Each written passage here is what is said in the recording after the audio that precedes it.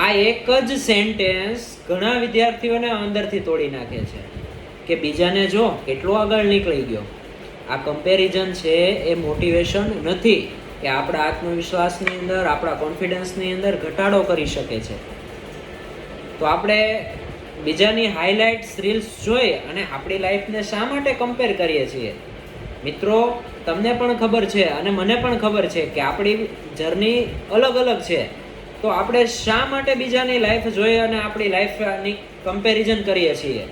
Comparison છે એ growth નથી આપતું, એ કોન્ફિડન્સને તોડી નાખે છે, આત્મવિશ્વાસની અંદર ઘટાડો કરે છે. તો આપણે હાઇલાઇટ્સ રીલ્સ જોઈ, સારું જોઈ અને એની પાછળ દોડવાનું નથી, સમજવાનું છે, વિચારવાનું છે કે આપણે આગળ કરવાનું શું છે. અને હા, પાર્ટ 4ની અંદર બતાડીશ કે વિદ્યાર્થી લાઈફની અંદર જે ફેક સ્માઇલ છે એની પાછળ શું ચાલી રહ્યું છે.